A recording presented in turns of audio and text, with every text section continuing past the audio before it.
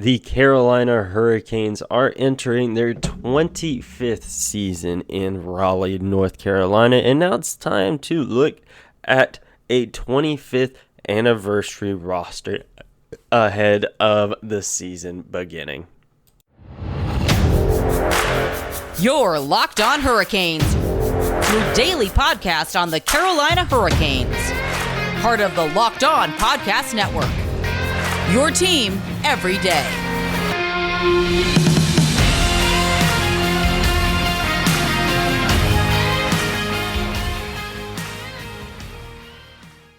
Hey there, Caniacs. I'm your host, Jared Ellis, and you are listening to Locked On Hurricanes on the Locked On Podcast Network, your team every day. As always, thank you for making Locked On Hurricanes your first listen of this Monday afternoon. And don't forget to follow the show on Twitter and Instagram at LO_Hurricanes and myself on Twitter at JaredEllis_96. Now, this is something we've been talking about doing for a little bit now, but the Carolina Hurricanes keep deciding to make some moves and host events. So now we are finally getting around to the 25th anniversary roster.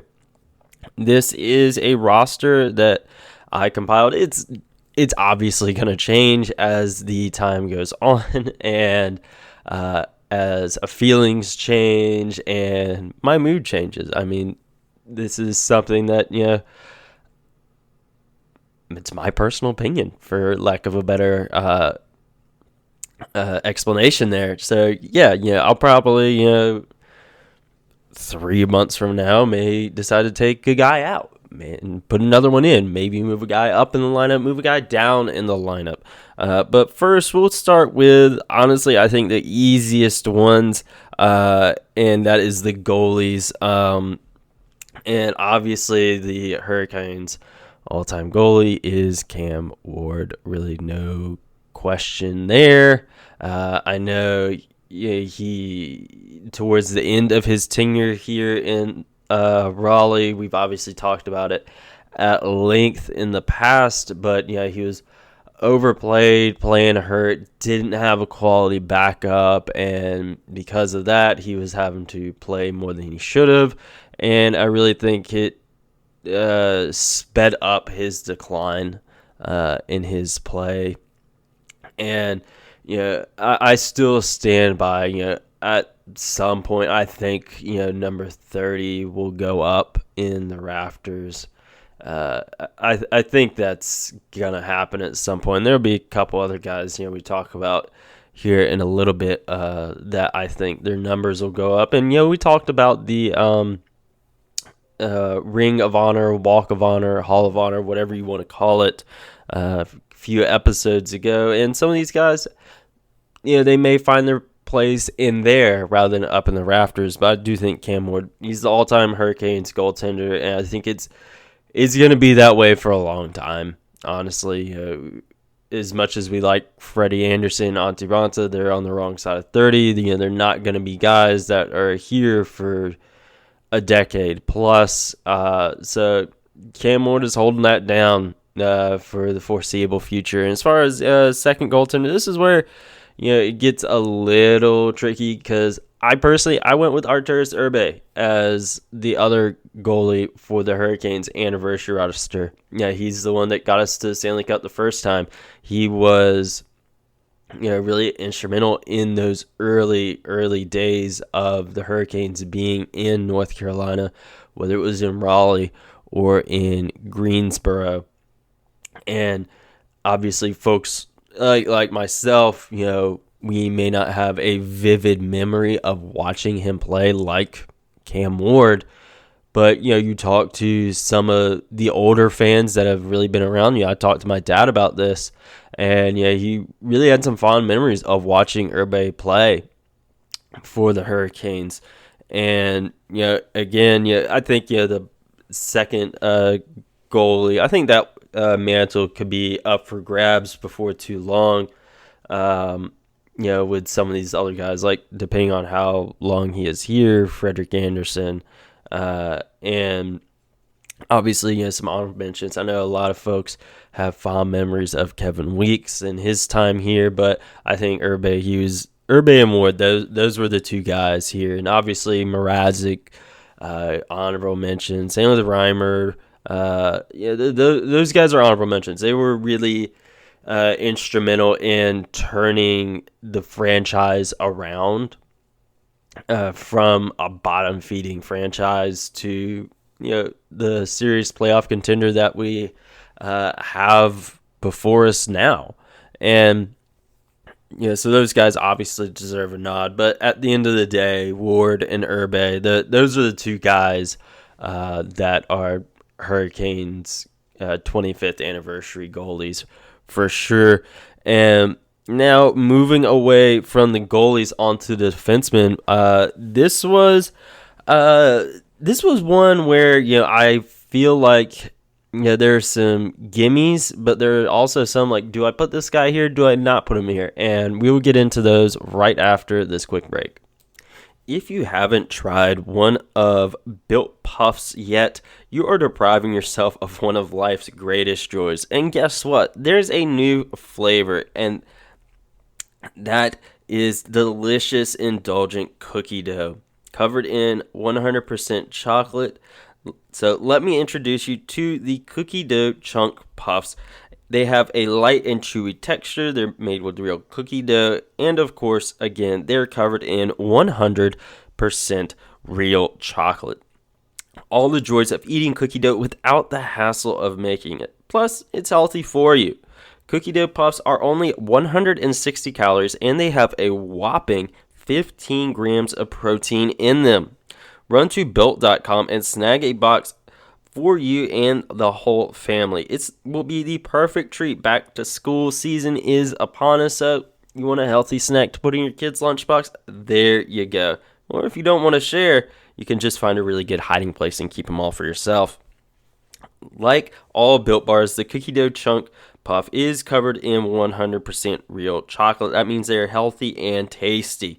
Chocolate covered cookie dough with a light, fluffy texture. And what's great about Built is that all of their bars, regardless of the flavor, are made with collagen protein, which your body absorbs more efficiently and provides tons of health benefits. Eat something that tastes good and is good for you. You are going to love the new cookie dough chunk puff. It's been one of my favorites that they've released. Whether you need a snack for your workout, a late night treat, or just need a quick bite, Built is the perfect protein bar for you, and they taste better than a candy bar. So ditch the calories, fat, and the sugar and grab yourself a Built bar. So right now, go to Built.com and use promo code LOCKED15 and get 15% off your order when you use promo code LOCKEDON15 for 15% off at Built.com. Now diving into the 25th anniversary defenseman. This was, again, one where I did have some, questions, when I was making this, who do I put in here, who do I not? And I feel like the top pairing is probably the most obvious. We got a guy with his name in the rafters and a guy that is going to have his name in the rafters whenever all things are said and done, and that is Jaccob Slavin and Glenn Wesley. I feel this was one of the easiest things I had when making this, aside from Cam Ward. Really, Jaccob Slavin is, I think, when all things are said and done on his career, I do very well think he will go down as the best defenseman in franchise history and one of the best players in franchise history. I know that is a very bold claim, considering he still has years and years and years left on his career. But I do think Jaccob Slavin is well on his way to being the best defenseman in franchise history and being up there regarded as one of the greatest players in franchise history. And he will likely have his number up in the rafters as well when all things are said and done. I think he has been amazing for the team. And I don't really think you can really argue against it. Everyone knows just how good of a defenseman he is. And moving away from Jacob Slavin onto Glenn Wesley, he's another one that, I feel that he was a kind of a no-brainer to put on here. Has his number up in the rafters for a reason. He was very instrumental in getting the Hurricanes to the top of the mountain back in 2006. He was a really instrumental part of the early days of the franchise. He was on the Whalers whenever before they moved, and then when they moved to North Carolina, he was there for all of it. Very much, like John Forsland, we've talked about in the past with him. He was with him when they were with the Whalers, and he stayed for a very, very long time. I mean, you look at his career, he's came to Hartford at the time in the 94-95 season, and he stayed with the franchise, through 02-03, brief trip to Toronto in the that 02-03 season with a trade, but he came right back, and he won that Stanley Cup in 2006-2007. He went to the Cup final in 2001. So he was there for all of it. He was there for the move, for the first Cup, and then for the first Cup run, and then when the Cup came here. And he, like Urbe, you talk to a lot of those older fans that really remember him playing. A lot of they got really great memories of listening to him play. Again, talking with my dad, he really enjoyed watching Wesley play in the back in the day. He remembered him from when he was on the Whalers, and then obviously the team coming here and playing in the Greensboro Coliseum, playing in Raleigh Entertainment Sports Arena, and then RBC Center, and obviously didn't play for PNC Arena, but he's a guy that has his number up there for a reason. And there's really, again, one of those things that not a whole lot of explanation needed here. And moving on to the second pairing, this is where it got a little tricky for me, honestly. And because this is where I started wondering, all right, do I put this guy here? Do I leave him out? And, this was also one where, kind of flip-flopping some guys. Do I have him here? Do I have him on the third pairing? Or, what do I do here? But ultimately, this one could be a bit of recency bias. And this is one I was a little torn on because of he didn't have the longevity of some of these other guys. But Dougie Hamilton, I put him on this roster. I think he was another one of those guys. He was instrumental and a really key piece in getting this franchise to where it is right now on August 15th, 2022, of being a team that is in Stanley Cup conversation. Can this team win it? And, not just, can they make the playoffs? Can they get out of the bottom of the Metro Division standings and stuff like that? I think he was a really key piece in that with that trade of bringing him here from Calgary. And I think the one knock against him is, two, his defensive game, that last postseason run, especially in that Nashville series when Slavin was out, of kind of his defense being a little suspect. And then again, he doesn't have the longevity of some of these other guys on the roster, in general, whether they're past, present, whatever.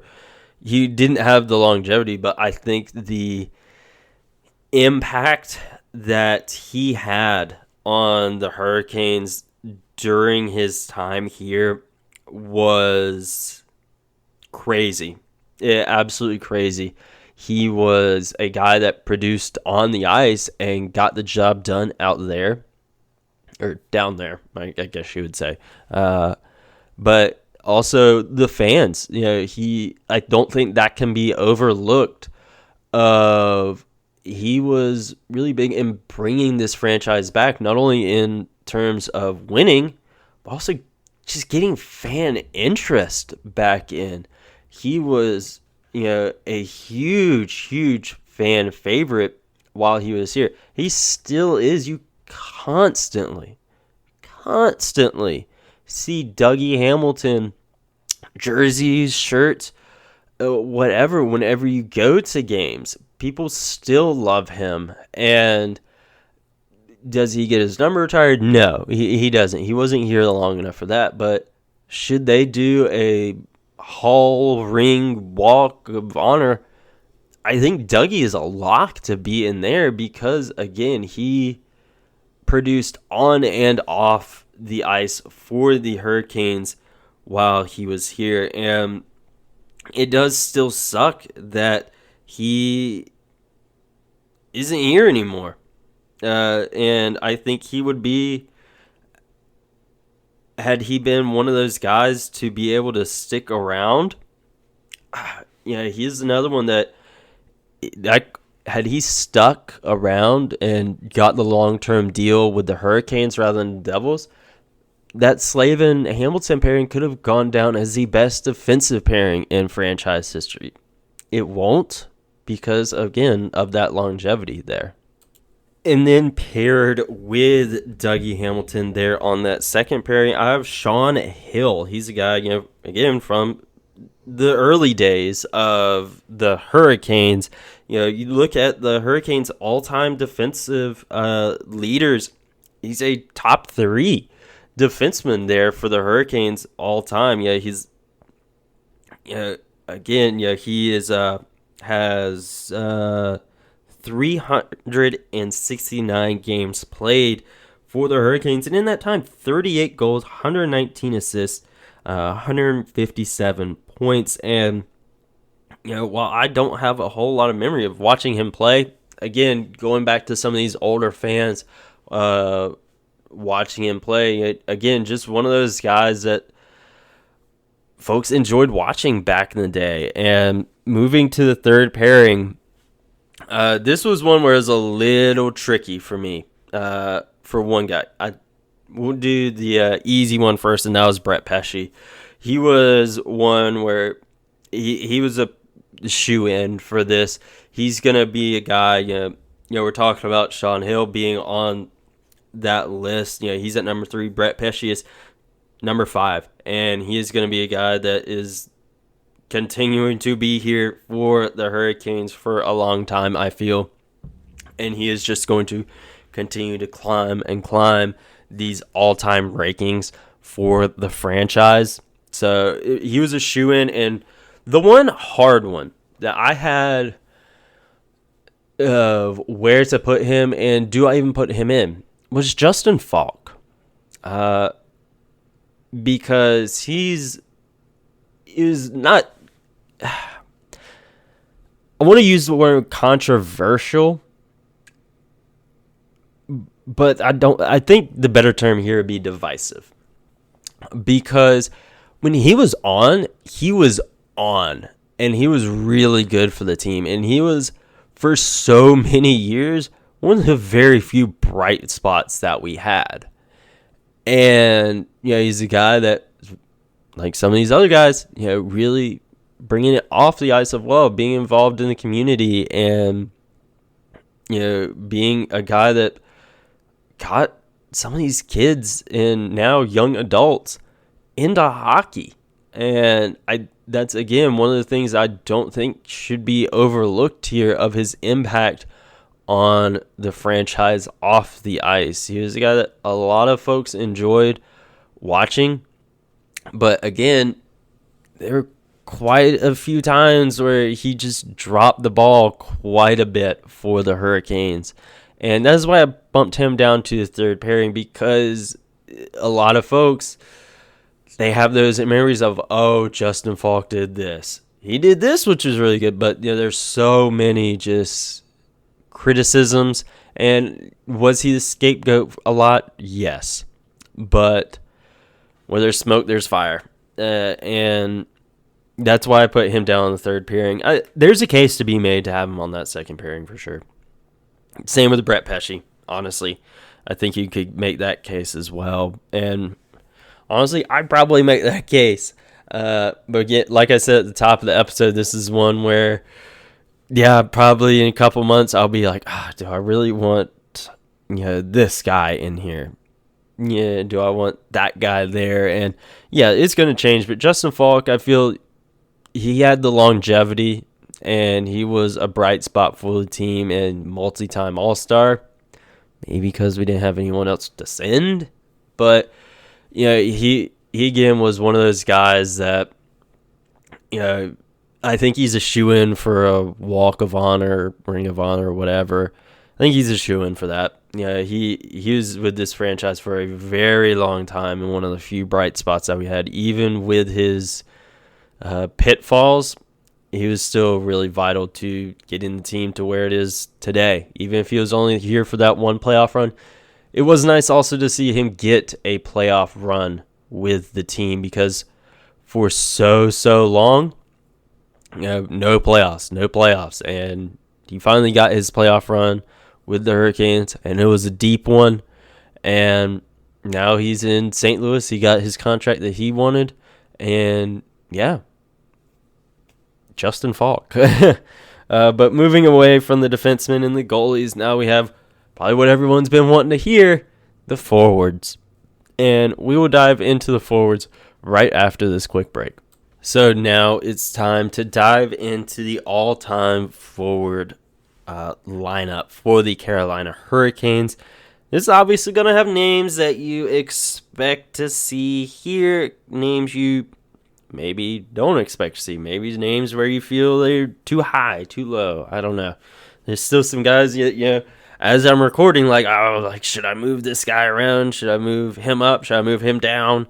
But I feel the top line is one that is pretty solid, and that is Sebastian Aho, Eric Stahl, and Teuvo Teravainen.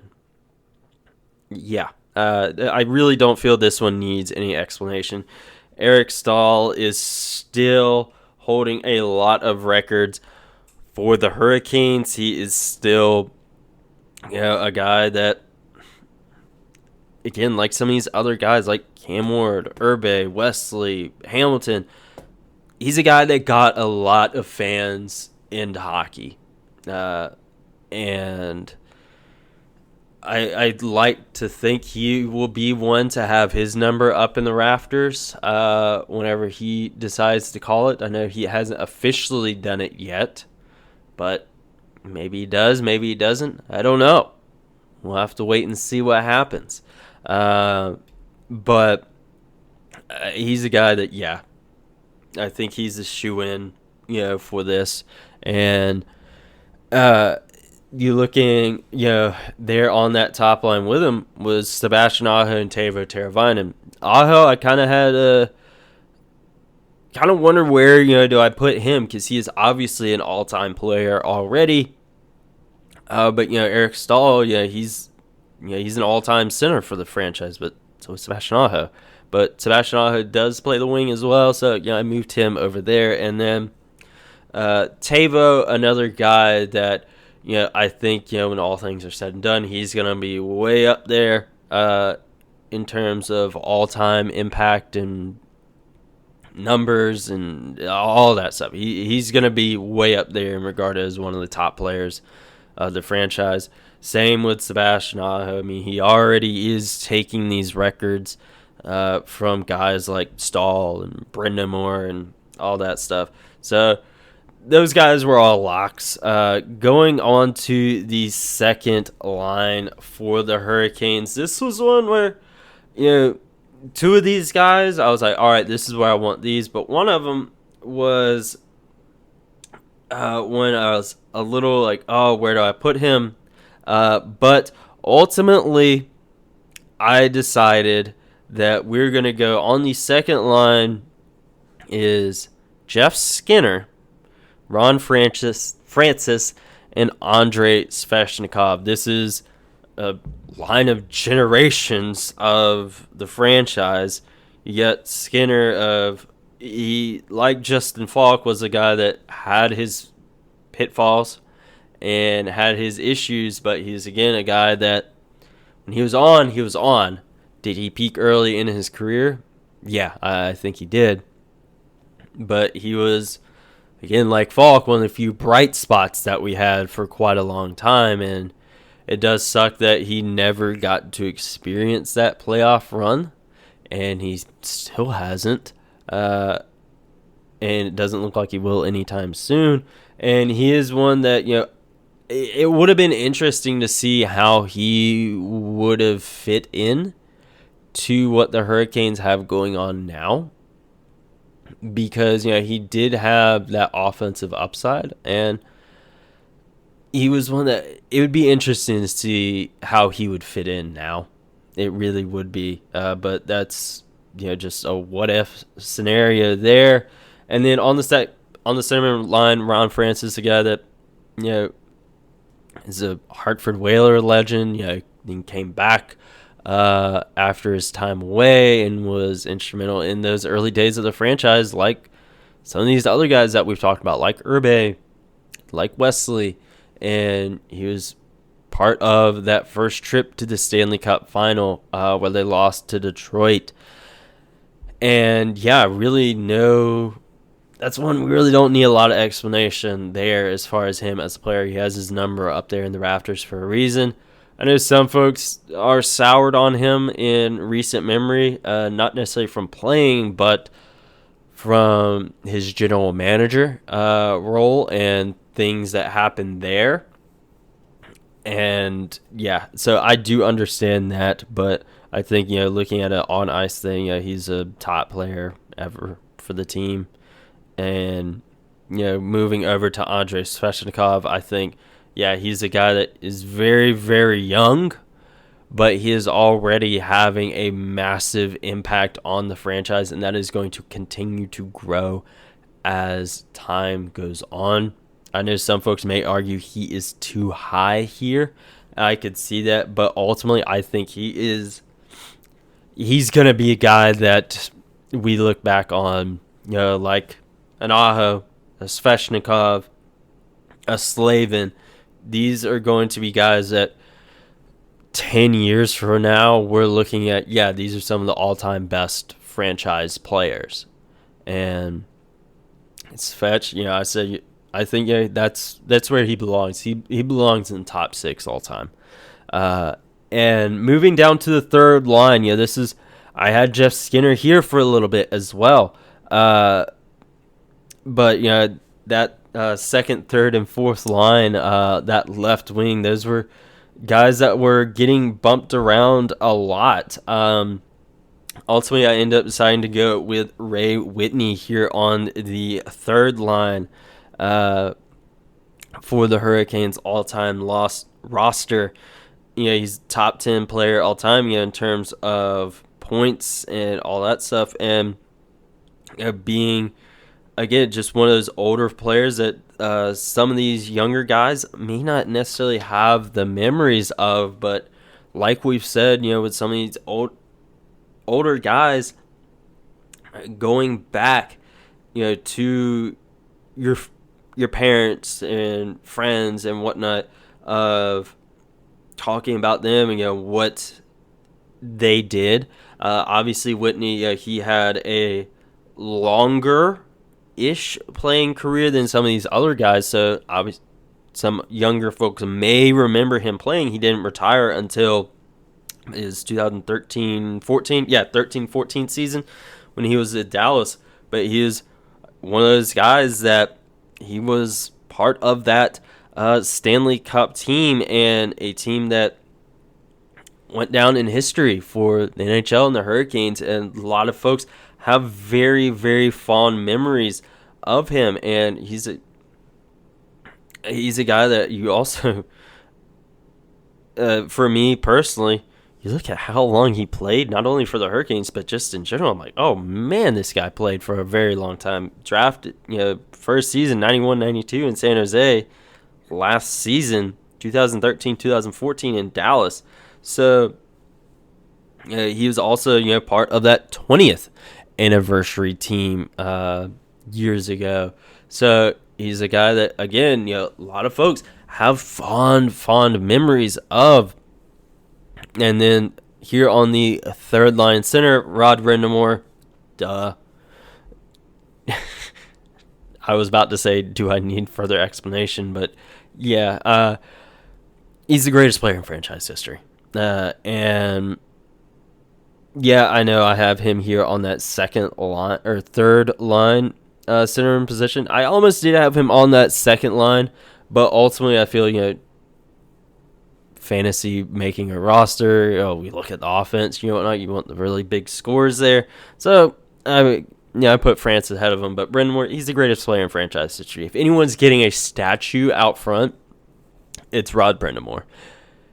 He has his number 17 up there for a reason. He is, again, everything that could be said about him has been said. He's the greatest player in franchise history. He has been here since the year 2000, 2001. He's been here for over 20 years. As a player, he was on that first run to the final. He was the captain of the team that won it all. He has also, got him back to the conference final as a player. And then he obviously transitioned into front office and coaching, and then he's been instrumental in getting the team back there, of getting it to where it is today. And he is a case to be made for all-time coach as well. But the only reason I don't do that is because, again, just longevity. I think we're a little early on here for all-time coach, but it's I think he's not only going to go down, he already is the best player in franchise history. He's going to go down as the best head coach in franchise history as well. And I will talk more about the coach here in a minute, but they're on the right wing. I have Justin Williams, again, instrumental of getting this team is where it is today, of turning this franchise around. And he's a guy that I personally think he should have his number up there in the rafters. I really think he should. He is a guy that you never hear a negative thing about it. And he can produce on the ice as well. He had his Mr. Game 7 moniker for a reason. And I just think about, his first game back after, he took his time away of going in a shootout. Of course, Justin Williams gets it, and his leadership that he brought, he could bring it, in terms of playing, but his leadership was unmatched. And he's going to be, I think, one of the best captains in franchise history. I think, obviously you have Rod Brendamore up there. You have Justin Williams. I think Jordan Stahl, he's going to be a guy that you really look back fondly on. And obviously Ron Francis. Yeah, I think Justin Williams, he's going to be up there, in terms of all-time Hurricanes legends. And yeah, he's beloved for a reason. He still lives here. He's still a part of the organization, even though he's not even playing anymore. And I think that says a lot to just how much the franchise means to him. He won a cup with us. He obviously won 2 more with LA. In case you probably made to put him on that all-time roster as well. But that is for Locked On Kings to do, not for me. And then moving down to the fourth line, we have Eric Cole. He's a guy that, again, folks have a lot of fond memories about him. And he was, again, one of those guys I'm kind of bouncing around of where do I have this guy. But ultimately, I kind of settled there on that fourth line for him. Centerman is Jordan Stahl. I think, you look at, God, he is one of those guys that he's been here through it all. He came right after that trip to the conference final where we lost to his then Pittsburgh Penguins. He was here for that entire playoff drought. And he has since been key in getting this franchise turned around and where it is right now. I think, he is going to be one of those guys that is, I think a case could be made for him on Mount Rushmore of Hurricanes when all things is said and done. And he's not an offensive guy by any means. That's why I have him farther down in terms of the lineup. But I think his impact on the franchise is really big. And it's one of those things that you can't really... It's hard to put into words, because, again, he is a guy that he's been through all of it. And, Justin Faulk, he had that one trip to the playoffs. But Jordan Stahl, he's stuck with it, and he has gotten rewarded hand over fist in terms of his loyalty to the franchise. And he, like his brother and Jeff Skinner and Cam Ward and Justin Faulk, bright spots when there weren't a whole lot.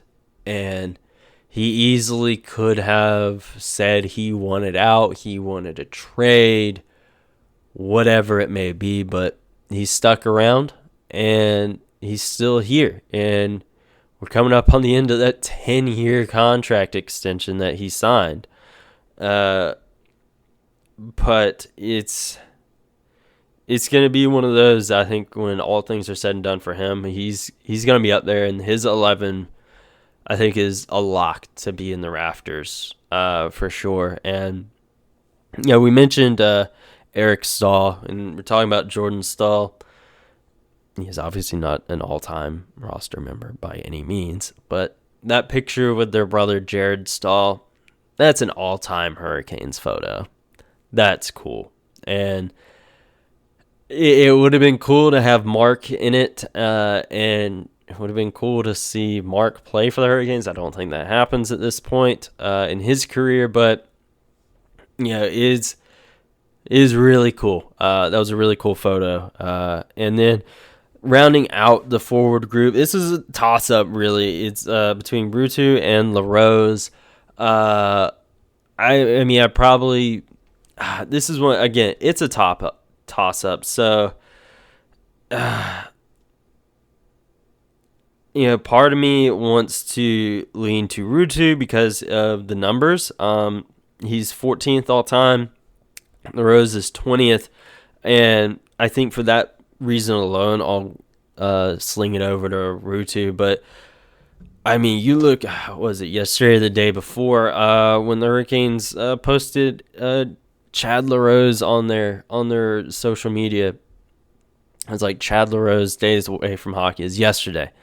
And just how many folks that just flooded it. It's just like, oh, Chad LaRose, I loved him. He's a guy that you got to throw in there as well. And then, as an honorable mention, he could very well be there. And again, like I said, a few months from now, he very well could be. Then you look at some of these other guys, as far as like honorable mentions, I guess you would say, we are mentioning Kevin Weeks. He's an all-time goalie for the Hurricanes. No, but I think he at least deserves an honorable mention because of how many fond memories folks have of him. And then you also have Tim Gleason as well, now assistant coach. He's a guy, I feel he deserves an honorable mention. He's on the all-time roster. A case could maybe be made for it, but just, again, one of those guys that a lot of folks have fond memories over. And then for me personally, I don't think he's an all-time member of the franchise or on the all-time roster or anything like that. But for me, one of my first favorite players, especially aside from Eric Stahl, Rod Brind'amour, Cam Ward, the obvious ones, was Brandon Sutter. I loved him whenever I was a kid, so I at least got to give him a shout here. Again, is he on the all-time roster? No, he's not. You got to give him a shout. He was one of one of my favorite players growing up for the Hurricanes. So at least got to give him a mention. But like I said, I'll probably change this here in a couple months, depending on my mood. But in the meantime, make sure you follow Locked On Hurricanes on Twitter and Instagram at LO_Hurricanes, and myself on Twitter at JaredEllis_96, and subscribe on YouTube. And I will talk to you guys in the next episode where we finally do the belated yearly end of year awards. And I will talk to you guys in the next episode.